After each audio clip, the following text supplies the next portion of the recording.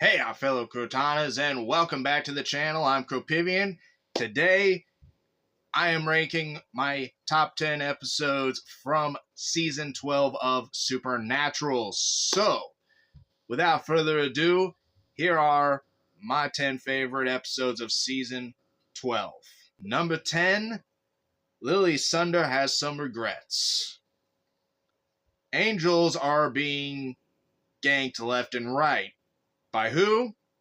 Nobody knows. But in their investigation, Sam and Dean come across an angel blade. And that leaves a lot of questions for Castiel,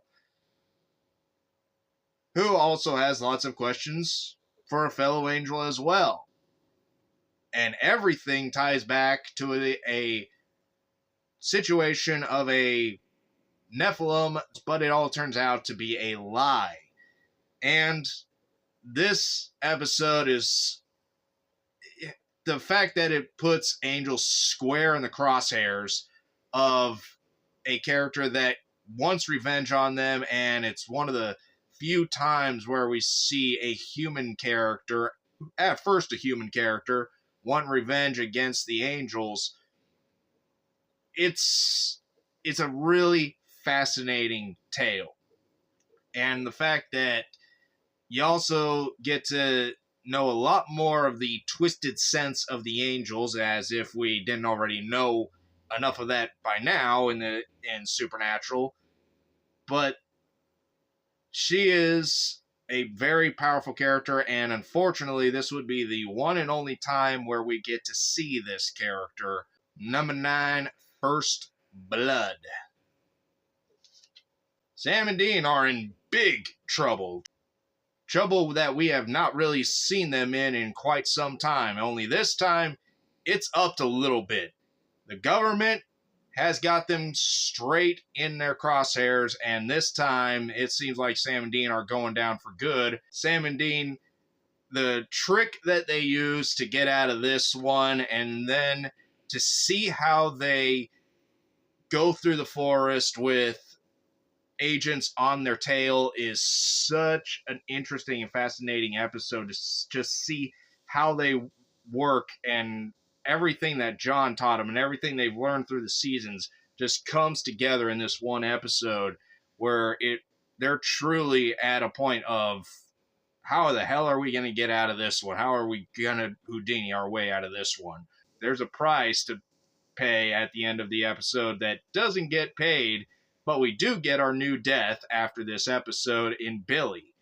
Billy the Reaper comes in to help Sam and Dean escape from this, but it comes at the price of a Winchester because she is unhappy at how many times they have skipped death, essentially. Number 8, Family Feud. Rowena and Crowley continue to stay at each other's necks. Sam and Dean get on a case that leads them to a little bit of Crowley's history. And Rowena, for the first time ever, meets her grandson. You want to talk about wild episodes, this was it. However, it comes at a price for Crowley, because even though he really wants his son to stay around, the one time where we see a little bit of Crowley actually care about something and or someone, this episode shows that in pretty good detail, that he acts like he doesn't care, but deep down you know Crowley cares about his son, and you can see that. And he wants to keep him around in present time. But unfortunately, with Gavin being in present time, a lot of things are going awry, and things that had to happen that didn't happen kind of twist fate's arm. A very cool episode about how, if you were to go back in time and bring some or change a part of history, how it would change the future. Always a cool dilemma when that comes into the fold of a story, and it does it properly, and it finishes off Gavin MacLeod's story properly. Sadly, but properly. Number 7, Who We Are. The men of letters in this season are very untrustworthy, but there is one that ends up being the most trustworthy out of all of them, Mick Davies, who ends up being offed by the controller, essentially, of the men of letters. And Sam and Dean now have to take the fight. Sam has fully come back to the side of Dean on this subject, and there's no other options. It's do or die for the American hunters versus the British men of letters, and what the men of letters versus what the hunters want are two completely different things. So, it comes to a all-out battle, an all-out war between the American hunters and the British men of letters, and only one side's going to come out, and it leaves nothing to the imagination. This is truly an all-out siege by the hunters led by Sam mainly, and it just goes to show that Sam definitely has the chops to be able to lead when the time calls.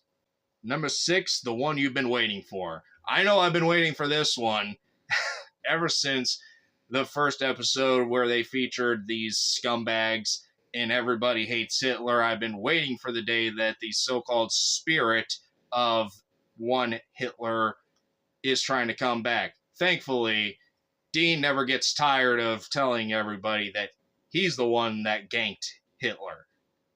We know. I love it. Awesome episode.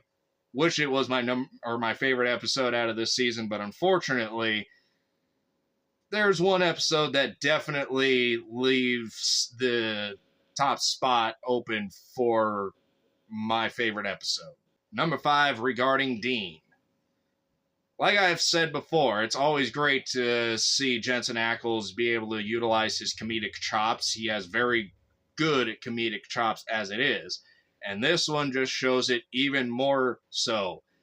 As he goes to back out, he is instead moving forward in Baby, and Sam is trying to piece together this puzzle as quickly as he possibly can about why Dean is apparently losing his memories. So Sam calls in Rowena. Turns out an old family of old witches is the one behind Dean's memory loss. And in order to reverse the spell, they have to get the book in order to reverse the spell. Luckily, you got Rowena, so all hands on deck. And as we inch ever closer to Dean possibly being offed once again and having to escape death once again, Dean gives Sam one last speck of, I don't know who you are, until he finally says, look at his face. Funny episode, awesome episode. Anytime Jensen got to hone his comedic chops, it was going to be gold. Number 4, Somewhere Between Heaven and Hell. The Hellhounds are back, and they are hunting. This episode goes wild and crazy as the Nephilim is well on his way to being born, getting closer and closer each episode to this birth. And still a lot of questions as to what Sam and Dean are going to do or have to do when the time comes. But this episode, we get to utilize once more the holy fire on the glasses to be able to see the Hellhound. We don't really get to see much of the Hellhound in this episode, but again, it's always nice to leave a little bit more to the imagination because each Hellhound is unique to their own design, I'm sure. But just to see how powerful this Hellhound really is, it crushes a car under its own weight. I mean, that pretty much tells you how intimidating of a foe a Hellhound truly is in Supernatural. And just a great episode. Number 3, Rock Never Dies. Lucifer has taken over a rock star. Vince Vicente, come on down. You are the next contestant on the Lucifer is Wrong.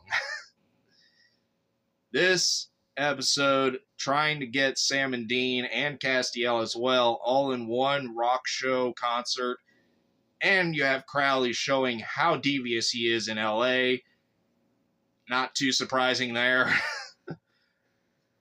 But to have to also figure out how Sam and Dean are going to help people stay safe in this possible final battle against Lucifer, what they hope is going to be the final battle. Turns out it's not going to be. But it's really, really interesting to see how they have to, in the middle of everything, figure out how they're going to stop Lucifer. And they just end up essentially sending him into the deep ocean, more or less. We're still far from done with Lucifer in Supernatural. Number 2, ladies drink free. Sam is open to the idea of working with the Men of Letters and working with Mick Davies. Dean, clearly not a fan. Rightfully so, as we see some pretty nefarious and devious things from Mick Davies in this episode. A lot of craziness ensues in this episode, with Claire being bitten by the werewolf, and apparently the Men of Letters have uncovered a cure for werewolfism. Well, that's nice to know, guys. Why don't you share with the classroom? Dean, of course, putting on his best threat face to Mick Davies that if something happens to Claire, Mick's done. It's over with. It is a emotionally pushed episode for Sam and Dean to try and help Claire, and instead of having to kill her, they want to save her, and rightfully so. They don't want to lose another friend, and they especially don't want to have to make that hard call to Sheriff Mills at the time. And Claire actually shows that she is very much capable of taking care of herself.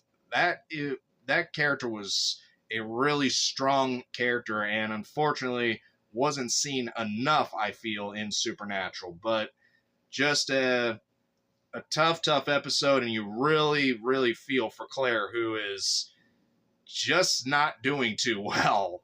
Number 1, All Along the Watchtower. The time has come.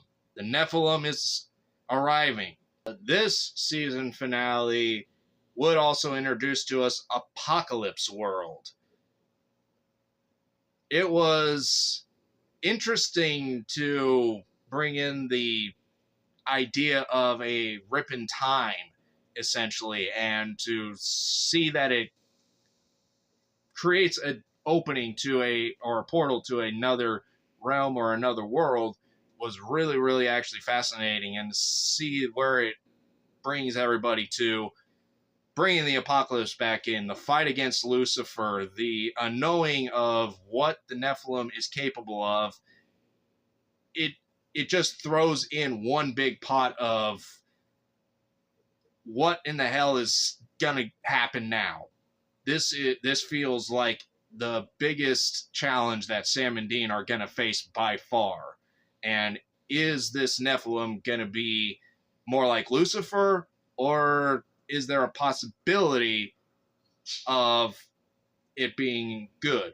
Unfortunately, for Mary especially, she would get locked on the other side with Lucifer. Crowley, of course, says so long in this episode, as this would be the last time we would see Crowley in a episode of Supernatural. That was actually disappointing. That was actually sad to see Crowley for the final time in Supernatural. It was a sucky situation, but he actually kind of redeems himself all in all throughout this season finale in the fight against Lucifer, because he knows that if he doesn't, Lucifer's just going to kill him anyway. So he gives up himself in order to try and trap Lucifer into Apocalypse World. Unfortunately, it comes at some pretty big prices. The biggest unknowing factor possibly in Supernatural history comes into life. The Nephilim, we would become to know as Jack. So that is going to conclude my top 10 episodes from season 12 of Supernatural.